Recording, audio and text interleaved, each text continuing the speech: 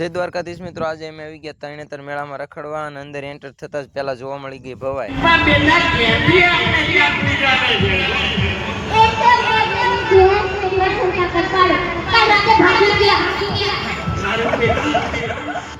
ઘડીક ભવાઈ જોઈને અમે નીકળી ગયા બારા અને જોઈ લીધો મેળાનો નજારો બધો. અને પછી બધા કે જવું છે પશુ દર્શન કરવા, અને અમે આવી ગયા પશુ દર્શન કરવા.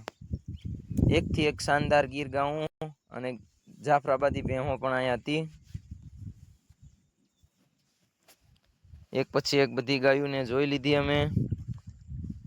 આગળ આગળ જેમ હાલતા ગયા એમ ગાઉં પણ જોતા ગયા.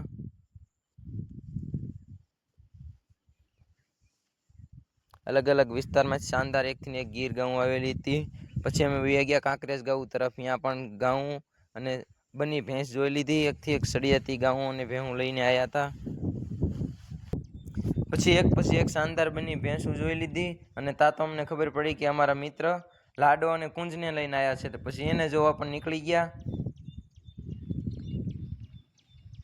સરસ લાડા અને કુંજને જોઈ લીધા ને ભાઈબંધારે પડી લીધા પોટા અને નીકળી ગયા અમે કાંડા જોવા. કાંડા લેવા તો નહોતા પણ નીકળી ગયા જોવા.